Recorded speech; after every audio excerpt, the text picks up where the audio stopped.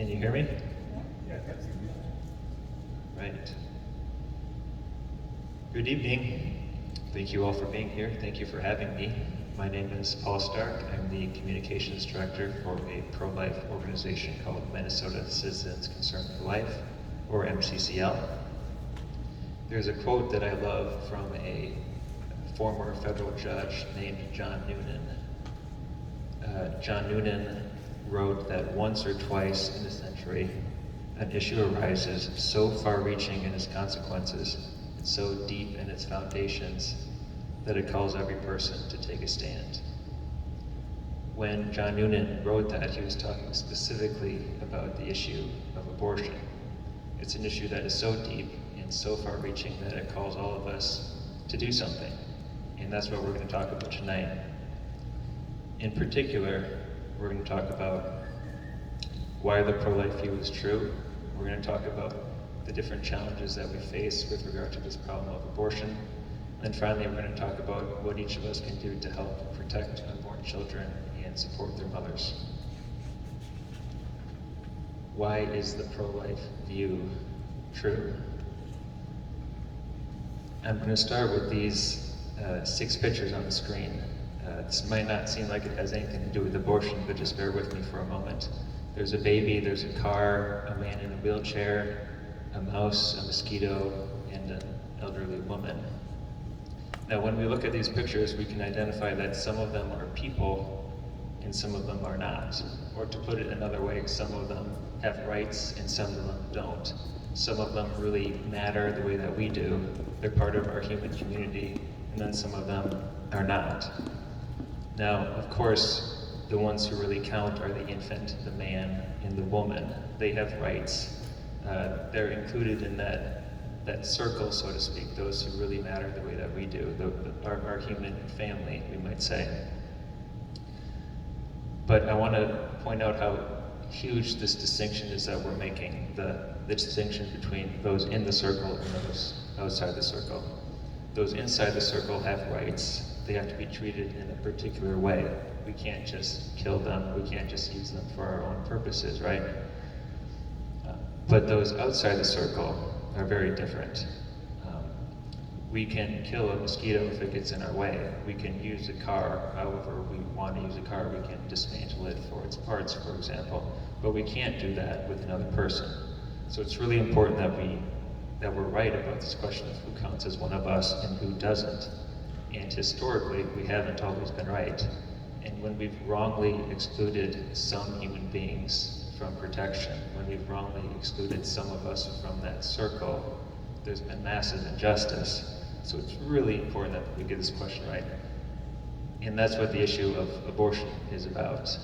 It's about some other things as well, but it involves this fundamental question. After all, abortion is the intentional killing of a human embryo or fetus, an unborn child, right? The question is, does that unborn child count as one of us? Does that unborn child have human rights like we do, including a right to life, a right not to be intentionally killed? Or to put it another way, is that unborn child inside that circle or outside the circle?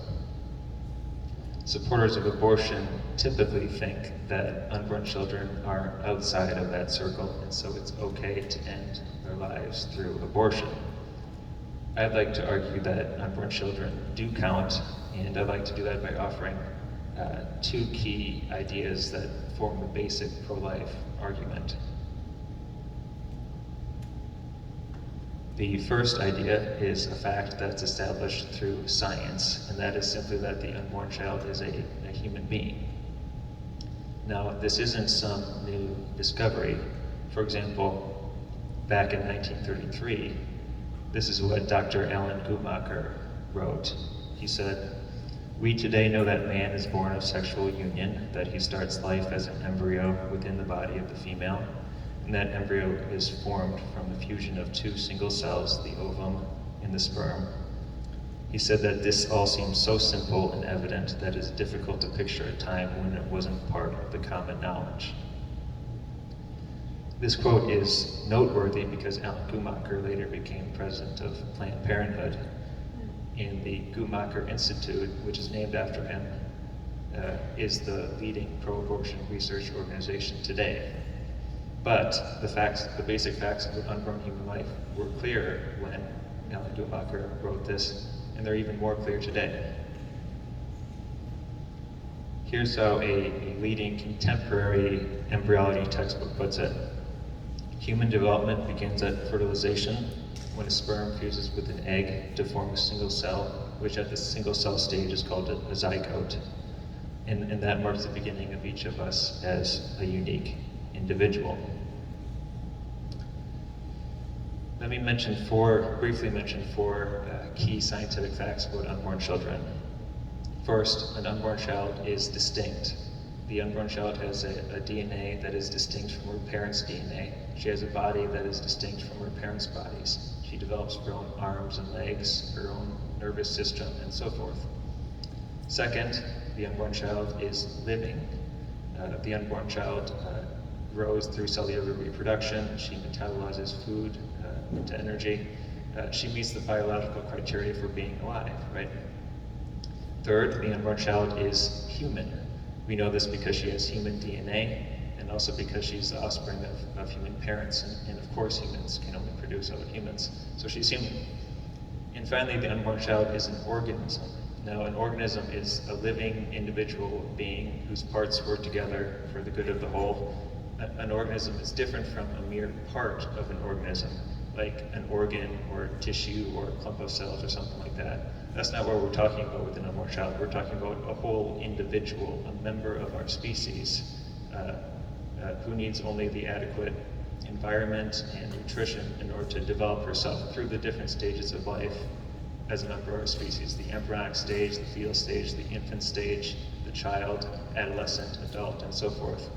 So biologically speaking, unborn children are living human organisms. They're members of our species just like us, only at an earlier stage of life. So each of us was once an embryo, a fetus, just as we were once infants, toddlers, and teenagers.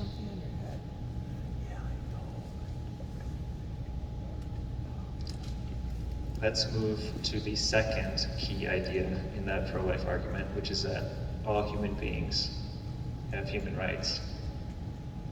Now, some supporters of abortion don't deny the biological facts that I was just describing. They don't deny that unborn children are biologically human, but they do say that these unborn humans aren't persons, so to speak, or they don't have rights, or they're not valuable in the way that we are. They don't really matter the way that we do.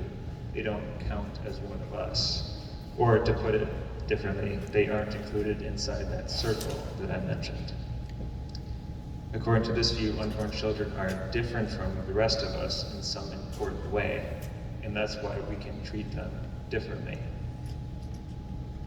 But let's look at the differences between unborn human beings and born human beings. Unborn humans are different from most born humans in a number of ways, but those differences aren't relevant to whether or not someone has rights. For example, unborn children may look different from older human beings in many cases, but appearance has nothing to do with someone's value, does it? Unborn children are less physically and mentally developed than born children, but toddlers are less developed than teenagers, and we wouldn't say that toddlers matter less than teenagers, or they're less important than teenagers. Unborn children are dependent on someone else, but so are newborn children, so are people with disabilities, so are all of us in different ways.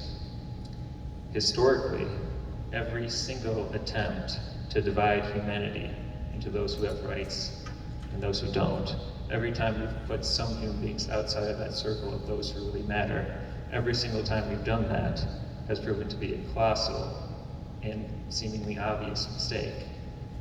Why would we think that abortion is any different? The truth is that we have human rights simply because we're human beings, not because of what we look like or what we can do or what other people think about us or feel about us or decide about us. We have human rights because of what we are, the kind of being that we are. And that's why every human being matters, and every human being matters equally. which is the pro-life view. So the pro-life argument can be put very simply.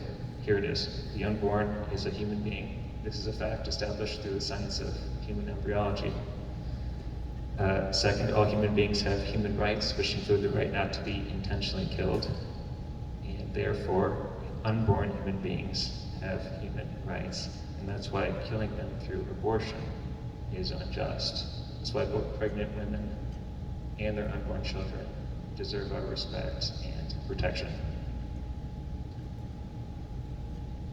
Now, defenders of abortion, they offer lots of different arguments in favor of their view, and I can't address all of those now, but I will touch briefly on a few of them. First, many people talk about the right to choose, or the freedom of choice. And it's true that we do have the freedom to choose all sorts of things, but we don't have the right to choose to do things that are unjust, or that harm innocent people, or that violate the rights of another human being. So if that's what abortion does, as I've suggested it is, if that's what abortion does, then we don't have the right to have an abortion. Second, many people talk about the difficult circumstances that many pregnant women face. And it's absolutely true that women face oftentimes very difficult and oftentimes very unfair situations.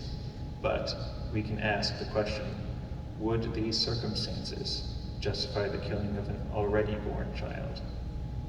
If a single parent with a toddler was facing tremendous financial hardship, would killing the toddler be okay? Of course not. And the reason is because toddlers are valuable human beings. So if unborn children are also valuable human beings, just like toddlers, then killing them in tough situations isn't justified either. And instead, we need to provide the support and the resources and the love that women and their children and their families really need. Finally, many people argue that women have the right to do what they want with what's inside their body, to control their own bodies. Now, there are actually different versions of this sort of argument, and I won't get into all of them, but I will just say that while bodily autonomy is a real thing, and it is important, that autonomy must respect the bodies and rights of other human beings.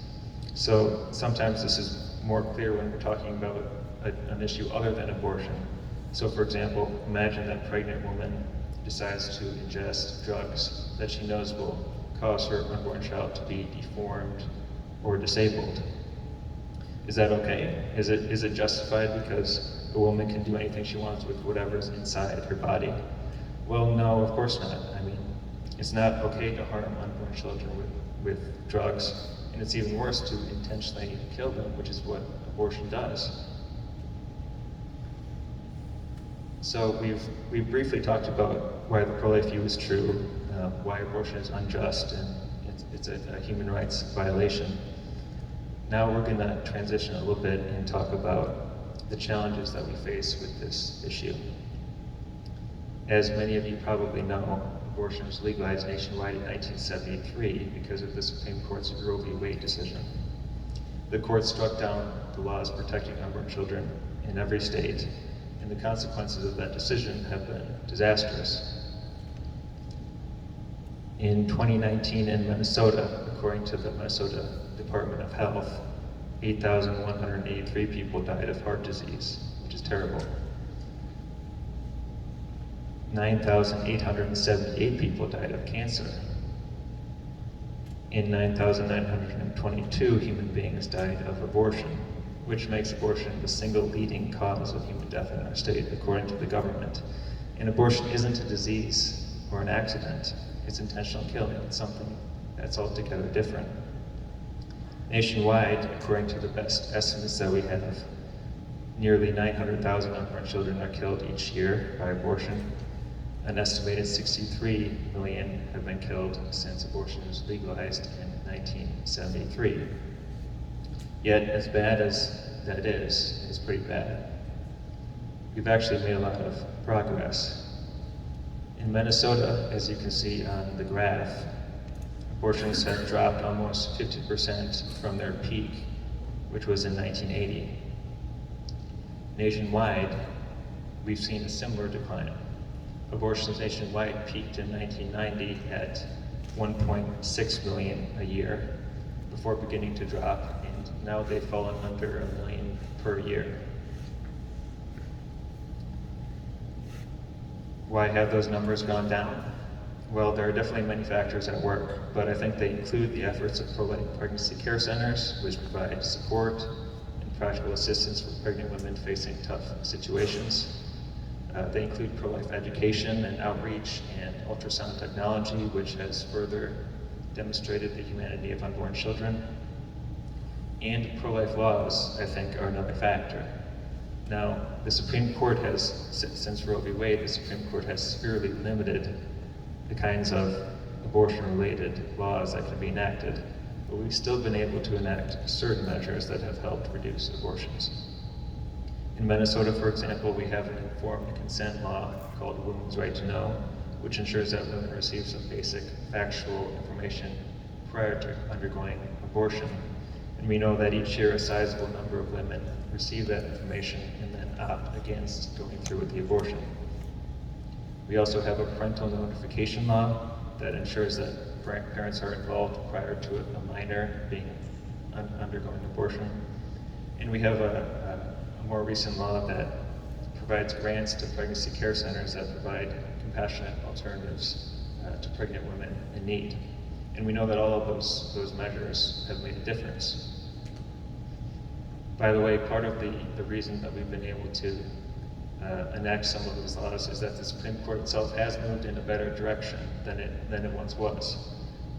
In the early years after Roe v. Wade, the court would strike down almost any sort of abortion-related measure, even the most modest types of things. But since then, the court has allowed some types of laws that it previously did not, such as the Women's Right to Know law that we have in Minnesota, bans on partial birth abortion, and other laws too. And you may have heard that the court just recently has announced that it will consider a case in its next term involving a Mississippi law that bans abortion after 15 weeks. And the court could use this case to open the door to more types of protections for unborn children and their mothers. The best case scenario would be that the court uses this as an opportunity to revisit and completely overturn Roe v. Wade. But we have no idea what will happen exactly. We'll have to wait and see, but it will be a very big deal, whatever the court decides. The decision will probably come down about a year from now. Anyway, having said all that, abortion is still a monumental problem. We've made progress, but it's a monumental problem, and we're currently facing some real challenges. In Washington, the Biden administration has taken a number of actions relating to this issue. I'll mention just a couple. One action was an executive order to allow U.S. funding of groups overseas that perform or promote abortion.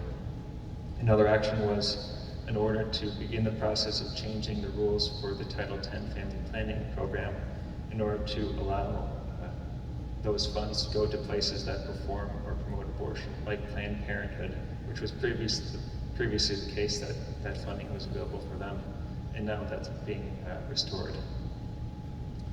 In addition, there's been multiple pieces of abortion expanding legislation that have come before Congress recently.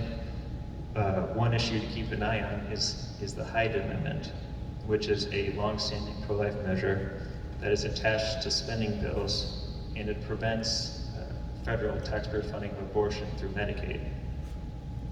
Research has indicated that the Hyde Amendment has prevented well over 2 million abortions, saved well over 2 million unborn lives in the years that it has been in effect. But the president's new proposed budget would get rid of the Hyde Amendment and allow for that funding to go toward abortion. We hope that there aren't enough votes currently in the Senate to get rid of the Hyde Amendment, but this is going to be a battle going forward. Here in Minnesota, we have our own battles, of course. We have a Senate controlled by Republicans, a House controlled by Democrats. We have a governor who's not pro-life. It's been difficult to get significant pro-life legislation passed through through the legislature in recent years. To do something major, you need the House, you need the Senate, and you need the governor who will sign it into law, which just points to the importance of how it shows how important elections are. You need to have the right people in office to get things passed and signed into law. Now, I mentioned we have enacted various pro-life measures over the years in Minnesota, modest measures, but important measures. But those could actually be in jeopardy now because a lawsuit has been filed by some abortion advocacy groups. And the lawsuit is challenging most of Minnesota's abortion-related laws. These are really modest laws. They include the woman's right to know law that I mentioned. They include the parental notification law that I mentioned. They include a law that says that if you perform abortions, you have to be a doctor. Only doctors can do that. And another law that's being challenged is an abortion reporting law that requires that the state collect basic data about abortions so we know what is going on with that issue in our state. All of those laws are being challenged, and some others as well. The case is scheduled to go to trial next summer, and all of those laws could be at stake. Another growing concern is Planned Parenthood. Now, Planned Parenthood, as you probably know, is the leading performer and promoter of abortion in Minnesota and nationwide. Planned Parenthood continues to increase its dominance of the abortion market and grow its numbers. Planned Parenthood's abortion numbers in Minnesota have increased for the last 8 straight years. You can see on the graph there. They've increased even as overall abortions in Minnesota have trended downward. One point I also want to note about Planned Parenthood is in Minnesota we have Medicaid-funded abortion, taxpayer-funded abortions for low-income women. That's because of the 1995 Minnesota Supreme Court decision which imposed that funding. And Planned Parenthood has really taken advantage of this in recent years. So remarkably, Planned Parenthood's tax-funded abortion numbers in Minnesota have increased. Their tax-funded abortion numbers in Minnesota have increased 222% since 2011. 222% since 2011. Planned Parenthood is taking full advantage of the availability of that taxpayer money. Now at MCCL, we work in the legislative arena, and we've tried to pass legislation to ban taxpayer-funded abortion, which would give, when it's challenged in court, it would give the court the opportunity to revisit the issue and reverse its previous decision. We've actually passed a ban through the legislature a couple times, but it was vetoed both times by Governor Dayton. So this is something that we need to continue to work to change, and that's why our current pro-life petition, which is out on the table out there, is about taxpayer-funded abortion. One other emerging challenge I want to mention, this is chemical abortion. Now, chemical abortion is a method of abortion used during the first trimester where women take 2 drugs to induce an abortion. It's a method that has become more and more common. The abortion industry has seen it as a cost-effective way of expanding access to abortion. So, for example, Planned Parenthood, they do surgical and chemical abortions at their St. Paul headquarters, but in recent years they've begun doing chemical abortions at 3 other clinics around the state, including the one here in Rochester. These are clinics that they wouldn't necessarily be equipped to do surgical abortions at, but they can offer these chemical abortions at. Now, more recently, during the COVID-19 pandemic, abortion supporters have pushed to remove safety restrictions that govern chemical abortions. They've pushed to make these abortions easier to access. And so earlier this year, the Biden administration announced that they were suspending the FDA requirement that chemical abortions need to be dispensed in person at a medical facility. So by getting rid of that requirement, the door has been opened to sending abortion drugs to women through the mail. And here in Minnesota, a new group called Just the Pill has been started. And this group is doing just that. It's sending abortion drugs to Minnesota women through the mail. Chemical abortions pose some health risks to women. Of course, they end the lives of unborn children, but they also pose risks to women in that the practice of mail order abortions that we're talking about now, that increases the risks because pregnant women don't receive an in-person medical examination prior to receiving the drugs. And of course, this practice also just expands the number of unborn children who could be killed through these drugs. So this is a huge challenge for the pro-life movement going forward. So what can we do about all of this? Well, there are different pro-life organizations. There are different facets of the pro-life movement. There are lots of different ways to get involved and different ways to make a difference. I'm just going to mention a few things quickly. First, you can get involved with my organization, MCCL. We work through education, legislation, and political action to try to secure protection for innocent human life from conception until natural death. You can connect with us on social media. You can share our pro-life resources, our online materials, or our in-print, our print materials like our brochures and flyers. As far as volunteer opportunities coming up, MCCL has pro-life educational booths at almost every county fair across the state each summer, and volunteers are often needed to staff these booths for a shift or two. There will be pro-life booths in this area at the Olmsted County Fair, the Wabasha County Fair, and the Goodhue County Fair. And there are different people coordinating those booths, and I'm not sure about the status in terms of if many volunteers are still needed or not. But if you are interested in volunteering, you can just reach out to us and we can help facilitate that. Also, you can participate in or promote some of our pro-life events. Coming up in early August, we have our Life Leadership Camp, which is a pro-life camp for high school students where we train and equip them to be effective pro-life advocates and leaders in their schools and in their communities. We'd love it if you could help promote the camp in your church or elsewhere. We have some posters. We've got one here, and we've got some more here that can be used to promote our camp. One other event coming up in a few months is MCCL's annual fall tour, which is when we have informational pro-life presentations in different cities and towns across the state. I know we'll have one in Rochester, and we might have some others in this general region of the state as well.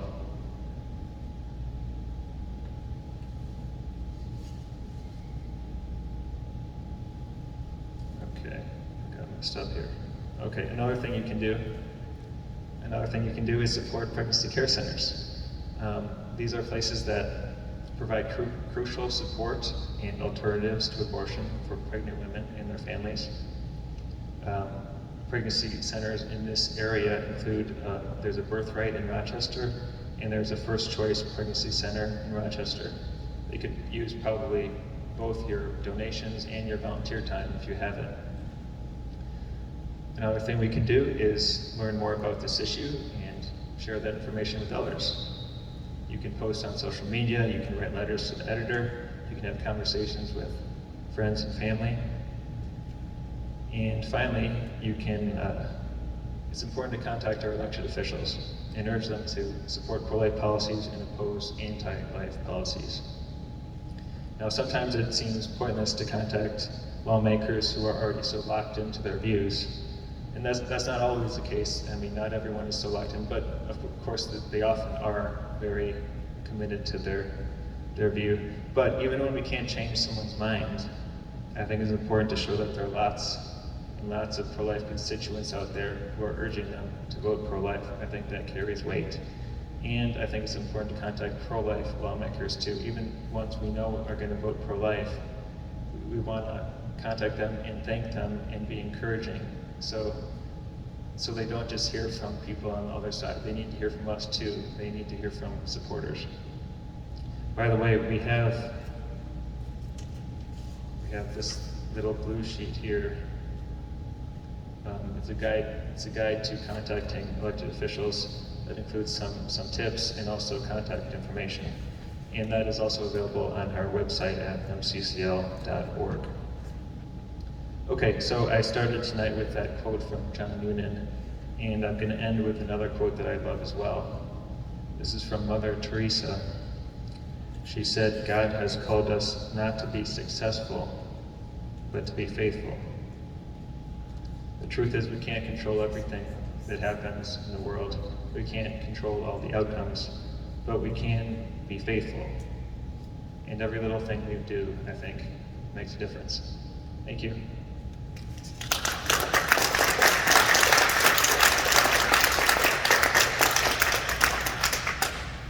And if you have any questions, that'd be fine.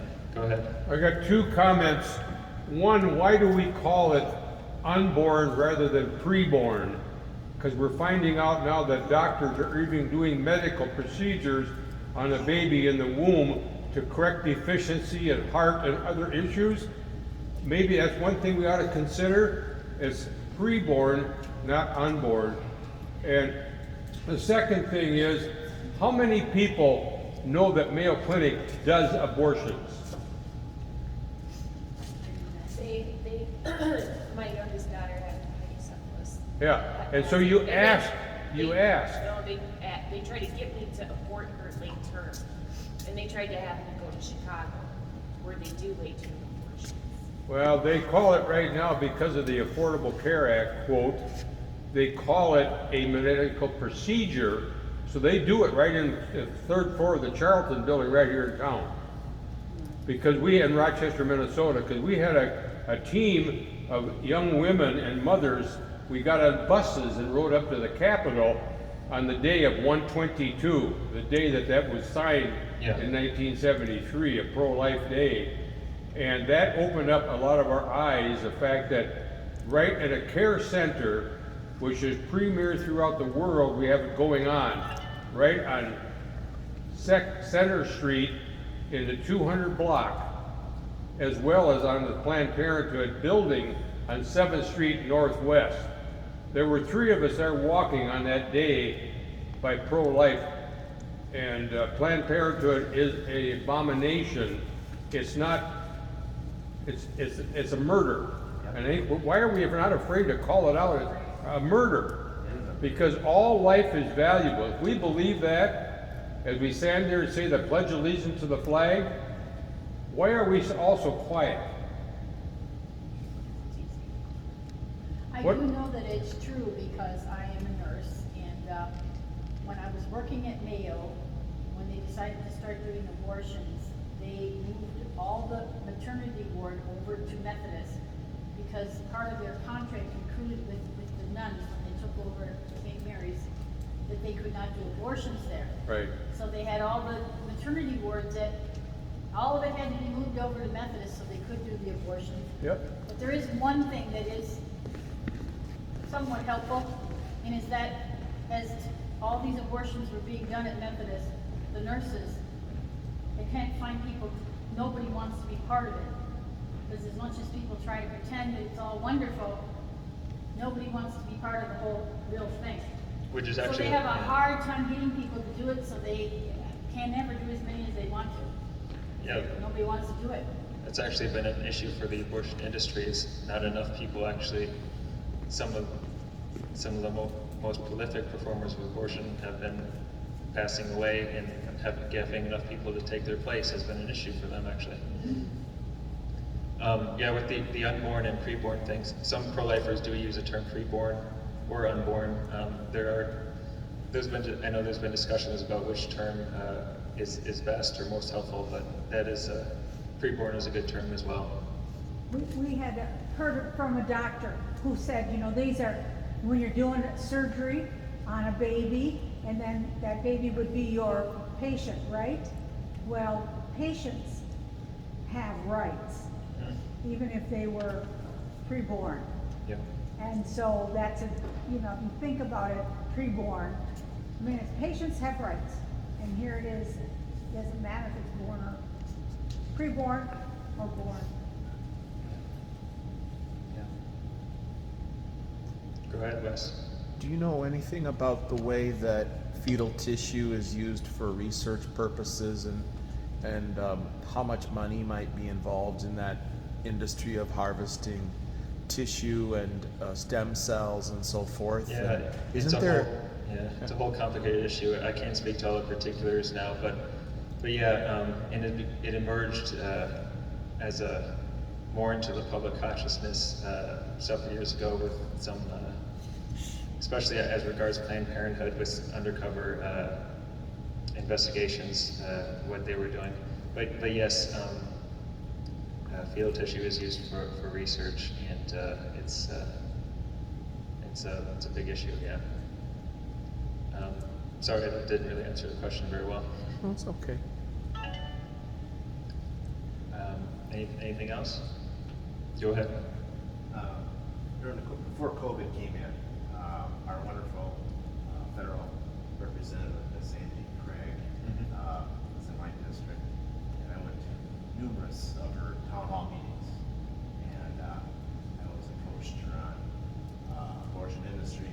I did learn through the course that people's sensitivity towards abortion didn't matter where they stood politically. When we started talking about late-term abortions, they were rather didn't like it, and even the most liberal didn't like it. And I went after her because I learned that there's how many states, maybe you know this, in our union, how many states require babies that were born alive on a late-term abortion and are left to die. Minnesota is one state that has to record that. Yeah. And several other states do too. She denied that that happens, and she profusely denied it. And she called me, well, she was nice, in her own way, but she said that that's not true. And then I pinned her down on it at town hall meetings. I phoned to the Minnesota Department of Health and to the CDC.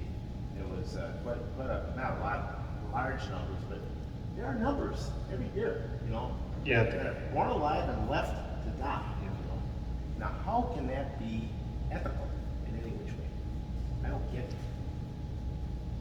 Yeah, this has been at the federal level. There's been legislation, the Born Alive Abortion Survivors Protection Act, in recent years, where they've tried.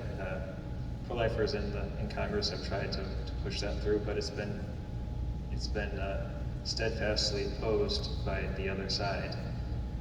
Even though this seems like something that everyone should be able to agree on, because the legislation doesn't actually affect abortion. It affects what happens after the abortion. It affects the baby who's already outside of her mother. It just requires, ordinary care for that baby, just like any other baby born at that stage would receive. But it has been vigorously opposed by abortion supporters. I've worked on farms, on equipment and stuff for the last 40 years.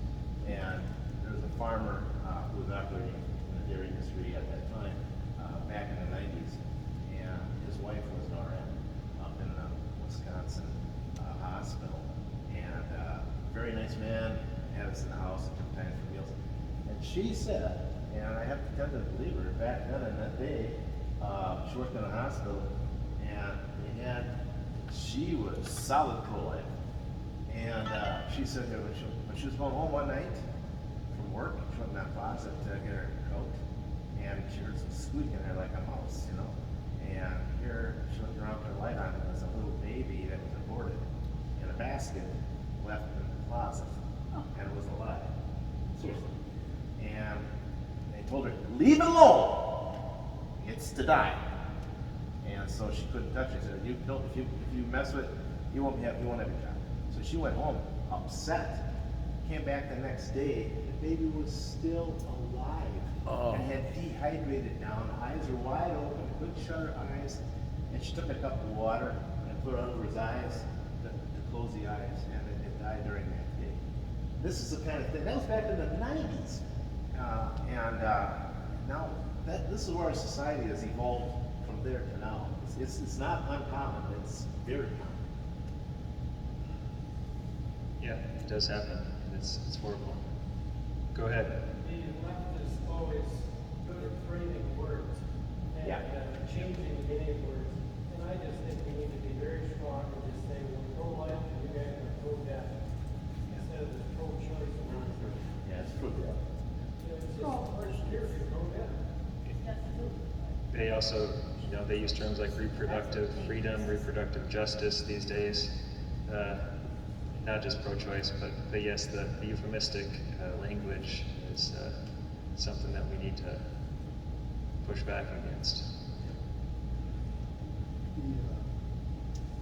The Declaration of Independence says that we have inalienable rights to life, liberty, and the pursuit of happiness. There's no life before conception.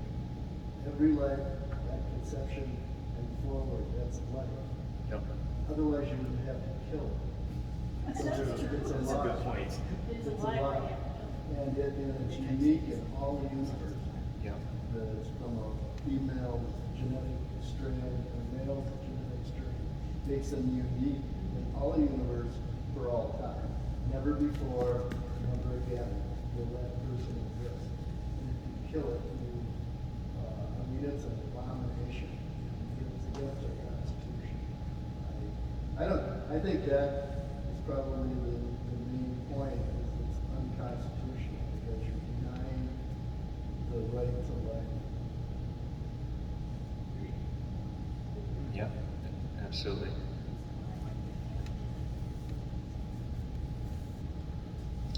Go ahead. Can you mention a little bit about the newsletter that your organization sends out and how people can sign up at mccl.org, right? MCCL.org. Yeah, we have a newsletter that goes out several times a year. All our members receive it.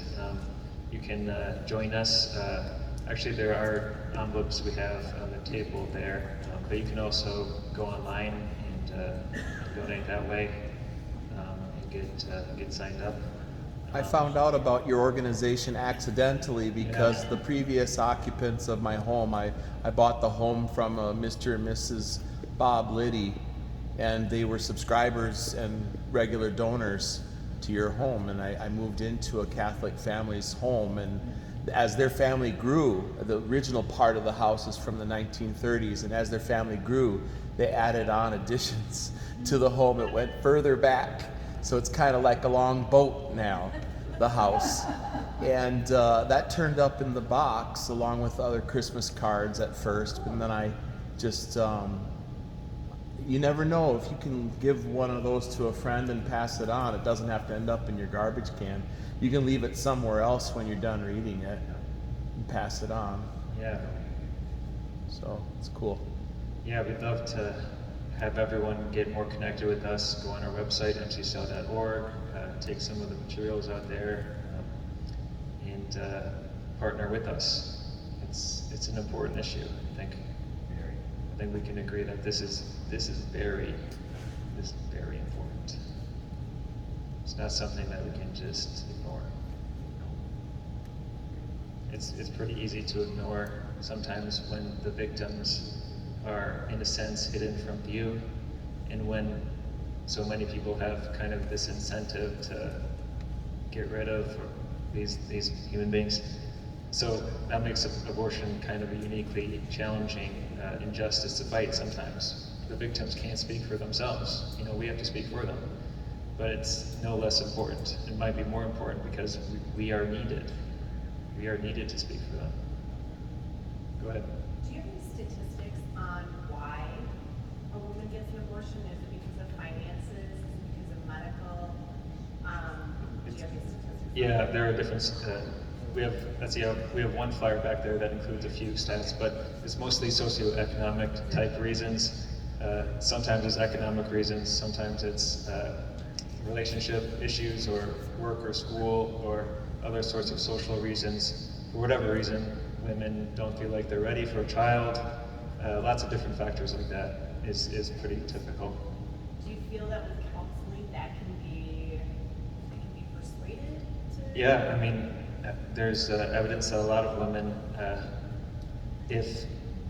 who have abortions, if just one person maybe had said, you can do this, or I will support you, they could have made a different decision. It's remarkable how often I think that is the case. And it just points to the importance of offering alternatives and the work of pregnancy centers that offer those alternatives. And of course, if you're in the life of someone who's dealing with a pregnancy like that, the importance that you can play in her helping her choose life. Yeah. Go ahead. Sin never quits. Okay, you start with abortion, and now we've seen with this virus, so you just put old folks that have the disease, get rid of them. You know, it doesn't stop.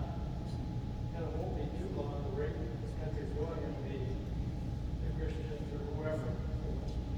Life pretty soon has to go down because it all comes from Satan who needs mankind.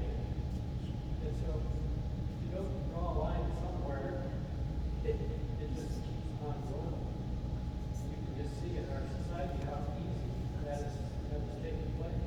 Yeah. So Please. when you write a book about what a great job you did, you get paid $5 million. In New York, we're bumping all those people off. I mean, what does that tell us? We're not in a very safe place. Absolutely. Yeah. Yeah. Go ahead. I think, so this pointed out in the Constitution and pastors about sin is one of the greatest gifts that God gave to us is procreation. And one of the things that we can do like God is to procreate and create that person in our own likeness as He created us in His likeness. And I truly believe, some of the things that have led us to this point in the party of death has been the birth control and the evil in the world. And it's absolutely the point, if we think in terms of Satan and the value of life, what more would evil find satisfaction in than to stop the procreation that we are given as a gift and to be able to create a baby in our own likeness as God created us in His. And I truly believe some of this is the people that are even practicing Satanism and what have you. In some sense, it's considered a sacrifice, and we lose sight of that.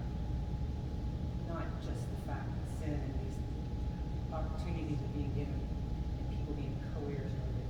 It's not a life, but that it's really evil working in the world. Go ahead. How many of the pulpits have received your message? Because I've asked this question many times of the trustees and elders. Why don't we have somebody come and talk about what life is about? And they say we can't talk about that. Let's get into a political conversation, and we're in bondage. We cannot talk about anything that has to do with social justice, social security, anything because of what was signed in 1974 called the Johnson Amendment. Because if you talk about anything from a pulpit that is contrary to society's talking or whatever it is, they take away your tax exempt status. Have you run into that at all? The Johnson Amendment thing? Yeah, because they said you can't talk about anything from the pulpit or you lose your tax exempt status. Yeah, I mean, I think my understanding was that churches are free to talk about quite a bit, but I can't recall exactly where the line is. But I do think that too many churches have been afraid of that, and maybe for other reasons just too reluctant to speak out about issues like this one that are very, very foundational. Maybe other people can have some thoughts about that. But we're noticing now the Catholic Church is pushing back on Biden. The popes and not the pope, many of the bishops don't even want to have him take communion. Why have we got that not going on?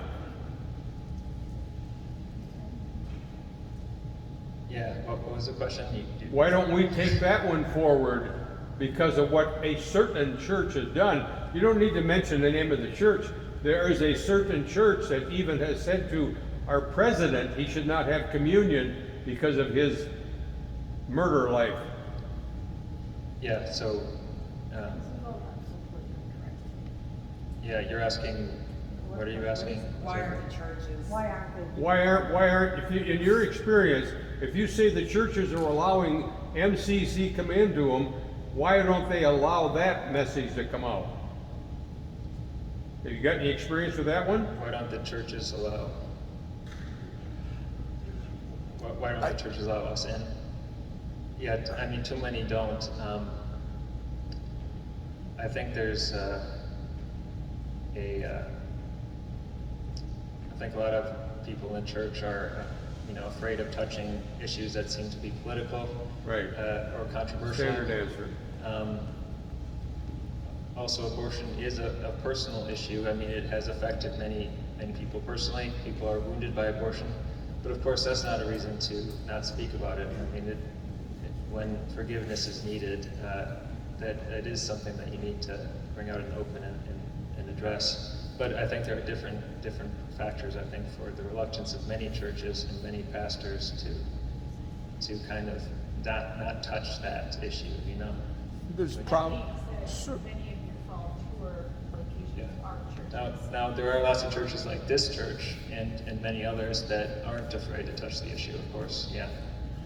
There's probably 8 different churches, maybe 9 different churches represented in this room right now. Yeah. If every one of you grabs a business card off the desk at the front door, you could certainly replicate this kind of event with your congregation. Be empowered to take a card off the table and introduce this guy to your pastor and take it on yourself to set something up with your priest or your church or what have you, or just rent a room and do it yourself. Well, we've got folks in here, I don't want to call the names of the churches out, but if you look around the room, there's several different churches represented. There's other people, right? Would you do that again, Paul? Sorry. Would you participate if people started asking you to come down to Rochester, Yeah. or Iota, or Dover, or Stewartville, or Winona? Yeah. You'd go to a Protestant church or a Catholic church or even a synagogue, right? I've been to Protestant and Catholic churches, yep. Yeah. We'd go wherever we're invited to share the pro-life message, for sure, yeah. Our church in Charleston, South Carolina, was one of the priests, Father Moore, denied Biden communion. And the reason why someone like me as a lay person can go to communion, no questions asked, because it's between you and God. When it comes to a public figure like Biden, Nancy Pelosi, those who claim their religion but they don't practice it, and it's full richness of its faith, they are a scandal to the faith worldwide. And so that's the reason of, when it comes to abortion, any major sin that they try to say, let's make that example of the politician because they have the public forum. So we've had priests that have denied him sacraments because of the case of abortion. And our priests, and we do prayers, and they do not stop talking about the evil of abortion. Of course, that's assuming that these people care. I mean, you can't say what his heart is, but, going to church and stuff like he did is something, I believe, considering what he's all doing, something to look good. Yeah. I'm not so sure, I can't judge him, but I'm not so sure that he even cares if he can take communion. You know what I'm saying? But it does give scandal to give as the Exactly, priest it's that a gives very it to good them. idea. It I'm gives not at scandal. all saying it wasn't. I'm just And- saying, yeah. these people are a little hardcore. Well, yeah, it gives scandal to the fact that there is not a belief in the Christian faith and the Catholic faith, that this is really wrong, and it's a abomination against God. What Yeah. the priest did was very good. Yeah, and it happens, it's just, we have too much modernization of acceptance of a whole host of things that are part of the party with that. And the money talks, I mean, a lot of money comes into bringing people into our communities, that once that is brought in, and these people, then the money runs out, and it's not just my faith or the Lutheran or whatever, it's across the board. Sometimes we need to stop tying dollars to these initiatives. Because when the money runs out, these people are left on their own, and whether they can stand on their own or not. But nevertheless, to your point, was there's some of that that does happen, it's just we don't see it a lot. And I think that we're gonna be the foot soldiers, those of us that don't, aren't the ones that are necessarily the church leaders, but the lay people. Politics and in our faith.